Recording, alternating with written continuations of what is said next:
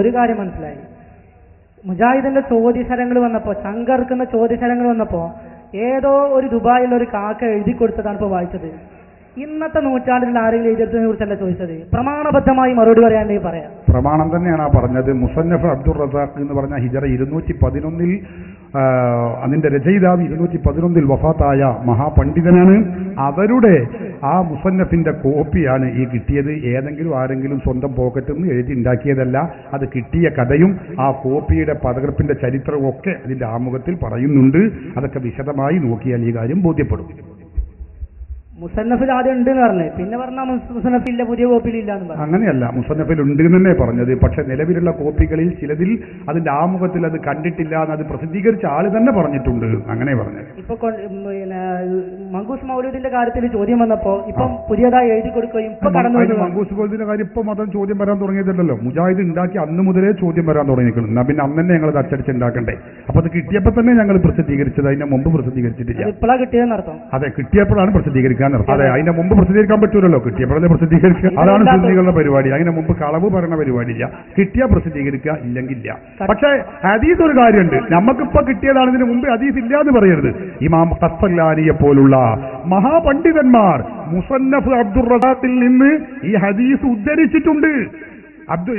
ഇമാം ഖസ്സലാനി മാത്രമല്ല, പല പണ്ഡിതന്മാരും അവരുടെ ഗ്രന്ഥങ്ങളിൽ ഈ ഹദീസ് ഉദ്ധരിച്ചിട്ടുണ്ട്. അപ്പൊ ഹദീസ് ഉണ്ട് എന്നുള്ള കാര്യം ഉറപ്പന്നെ. അതിന്റെ കയ്യെഴുത്ത് പ്രതി കോപ്പി നമുക്ക് കിട്ടിയില്ല എന്നതുകൊണ്ട് ഹദീസ് ഇല്ല എന്ന് വരൂല. ഇമാം ഖസ്സലാനിയെ പോലുള്ള പണ്ഡിതന്മാരൊക്കെ അത് രേഖപ്പെടുത്തി വെച്ചതല്ലേ. നമ്മളിപ്പോ സമസ്ത വന്നതിന് ശേഷം വന്നതൊന്നല്ല. ഒരുപാട് പണ്ഡിതന്മാർ അത് രേഖപ്പെടുത്തി വെച്ചിട്ടുണ്ട്. ബഹുമാനപ്പെട്ട ഇമാം ഖസ്സലാനി മാത്രമല്ല, അതുപോലെ തന്നെ അബ്ദുൽ കരീമിൽ ജീലി തന്റെ അന്നാമൂസുൽ ആദം എന്ന ഗ്രന്ഥത്തിൽ, അതുപോലെ ജവാഹിറുൽ ബിഹാർ എന്ന ഗ്രന്ഥത്തിൽ, അല്ലാമ ഹസനുൽ ബക്കരി തന്റെ താരീഖുൽ ഖമീസിൽ, ബഹുമാനപ്പെട്ട മുല്ല അലിയുൽ ഖാരി തന്റെ അൽ മൗലിദുർ റബി എന്ന ഗ്രന്ഥത്തിൽ, ഇമാം ഇബ്നു ഹജർ അൽ ഹൈതമി തന്റെ അൽ ഫതാവ അൽ ഹദീസിയ എന്ന ഗ്രന്ഥത്തിൽ, അതുപോലെ തന്റെ അൽ മിനഹുൽ മക്കിയ എന്ന ഗ്രന്ഥത്തിൽ, ബഹുമാനപ്പെട്ട ഷെയ്ഖ് ഇസ്മായിലുൽ ഇജ്ലൂനി തന്റെ കശ്ഫുൽ ഖഫ എന്ന ഗ്രന്ഥത്തിൽ, സഹോദരന്മാരെ അസിറാജുൽ മുനീർ എന്ന ഗ്രന്ഥത്തിൽ അല്ലാമ അഹമ്മദു ദിമസ്കി, എത്ര പണ്ഡിതന്മാർ ഇത് ഉദ്ധരിച്ചിട്ടുണ്ട്. അപ്പൊ അവരൊക്കെ ഇത് കണ്ടവരാണ്. ആ കോപ്പി നമുക്ക് നഷ്ടപ്പെട്ടു പോയി എന്നതുകൊണ്ട് ഹദീസ് ഇല്ല എന്ന് വരികയില്ല. ഇപ്പൊ പറഞ്ഞ സുയൂത്തി ആയാലും ഇബ്നു ഹജർ ഷാഫി മൗലവിമാരാണ് ഹദീസിന്റെ പണ്ഡിതന്മാർ. ഇതിനെക്കുറിച്ച് ആരെങ്കിലും എന്തെങ്കിലും പറഞ്ഞിട്ടുണ്ടോ? ഇമാം സുയൂത്തിയെ കുറിച്ച് പണ്ഡിത ലോകത്തുള്ള ടൈറ്റിൽ തന്നെ എന്താണെന്നറിയോ നിങ്ങൾ? ഖാത്തിമത്തുൽ ഹുഫാൽ എന്നാണ്. അതായത് ഹാഫിളീങ്ങളിൽ നിന്നുള്ള ഏറ്റവും പിൽക്കാലത്തുള്ള മഹാപണ്ഡിതൻ എന്ന മഹാനവറുകളെ കുറിച്ചുള്ള ടൈറ്റിൽ തന്നെ ഏറ്റവും വലിയ ഹദീസ് പണ്ഡിതനാണ്. അത് നിങ്ങൾക്ക് വിവരമില്ലെങ്കിൽ വിവരമുള്ളവരോട് ചോദിക്കാനല്ലാതെ ഇമാം സുയൂത്തിയെ ഒന്നും കൊച്ചാക്കരുത്. കാര്യമാത്ര പ്രസക്തമായ വല്ല ചോദ്യം ഉണ്ടെങ്കിൽ ചോദിക്കണം. സമയമില്ലാത്തതുകൊണ്ടാണ്. നമുക്ക് ആവശ്യമില്ല ചോദ്യങ്ങളെന്ന് ഇഷ്ടംപോലെ ചോദിക്കാണ്ട്. സുയൂത്തി എന്ന ആള് നിങ്ങളുടെ പാളയത്തുള്ള ആളാണ്. ആയിക്കോട്ടെ, ഒക്കെ ഞങ്ങൾ അല്ലെങ്കിൽ ഏതാ നിങ്ങളെ പാളയത്തുള്ള ആള്? ലോകത്തുള്ള ഇമാമുകളൊക്കെ ഞങ്ങളാണ്. വെറുതെ അത് സമയം കളയില്ലേ. ഇബ്നു തൈമിയയും കുറെ ശിങ്കിടികൾ ഉണ്ടാവും. അവരല്ലാതെ വേറെ ആരാ ലോകത്തുണ്ടാകുക? വേറെ വല്ല കഥയുണ്ടെങ്കിൽ പറഞ്ഞാ നിങ്ങൾ ഒച്ചുണ്ടാക്കിയുള്ളത് ഒച്ചയിൽ പറയേണ്ടത് ഒച്ചയിൽ തന്നെ പറയണ്ടേ? പതുക്കെ പറഞ്ഞിട്ട് കാര്യമുണ്ടോ? നേരം പറയും. ചോദ്യം ഉണ്ടെങ്കിൽ പറയും.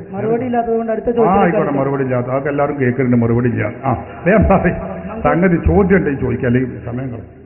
മൗലിദുള്ള മറ്റൊരു കാര്യമാണ് എനിക്ക് മനസ്സിലായി ചോദിക്കാനുള്ളത്. അബ്ദുൽ മിസ്കീൻ എന്ന് തുടങ്ങിയിട്ട് നബിയെ വിളിച്ച് ഞങ്ങൾ അങ്ങയുടെ അടിമയാണ് എന്ന രൂപത്തിലുള്ള സംബോധനകൾ ഒരുപാട് കാണാം. നിങ്ങളുടെ തുഹ്ഫ എന്ന് പറയുന്ന ഗ്രന്ഥത്തിൽ തന്നെ പറയുന്നത് കാണാം, അബ്ദുൽ നബി എന്നൊരാൾക്ക് പേര് നാമകരണം ചെയ്യാൻ പാടില്ല. കാരണം അതിനെക്കുറിച്ച് ഷർവാനി പറഞ്ഞത് അത് ചെറുക്കാവാൻ സാധ്യതയുണ്ട്, അങ്ങനെ തെറ്റിദ്ധാരണ ഉണ്ടാക്കാൻ സാധ്യതയുണ്ട്. അപ്പൊ അബ്ദുൽ നബി എന്ന പേരിൽ ചെറുക്കാൻ സാധ്യത ഉണ്ടെങ്കിൽ ഇതും ആയിക്കൂടെ ഉസ്താദുമാരെ എന്നാണ് എന്റെ ചോദ്യം. ഇത് പറഞ്ഞ ഇമാമുകൾ ആരും ഇങ്ങനെ പറയാൻ പാടില്ല എന്ന് പറഞ്ഞിട്ടില്ല. അബ്ദുൽ നബി, നബിന്റെ അടിമ എന്ന് പേര് വെക്കാൻ പാടില്ല എന്നാണ് ആ ഇമാമുകൾ പറഞ്ഞിട്ടുള്ളത്. അത് നിങ്ങൾ ഓർക്കണം. റസൂലുള്ളാഹിനെ കുറിച്ച് അബ്ദുൽ മിസ്കീനു യർജു, നബിയെ അങ്ങയുടെ വളരെ വിനീതനായ ദാസൻ അല്ലെങ്കിൽ വീതനായ സേവകൻ എന്ന അർത്ഥത്തിനൊക്കെ റസൂലുള്ളാഹിന്റെ അടിമ എന്ന് പറഞ്ഞാൽ അതിലൊരു പന്തികേടുമില്ല. ഇതൊക്കെ സഹാബത്ത് പറഞ്ഞതാ. സയ്യിദുനാ ഉമറുൽ ഫാറൂഖ് റളിയല്ലാഹു അൻഹു ഇമാം നസായി ഉദ്ധരിക്കുന്ന ഹദീസിൽ കാണാം. അവിടുന്ന് പറഞ്ഞു, കുൻതു അബ്ദഹു വഖാദിമഹു, ഞാൻ റസൂലുള്ളാഹിന്റെ അബ്ദായിരുന്നു, അടിമയായിരുന്നു. അതിന്റെ അർത്ഥം റസൂൽ അല്ലാഹു ആയിരുന്നു, റബ്ബായിരുന്നു എന്നല്ല. അതിന്റെ അർത്ഥം എന്താ?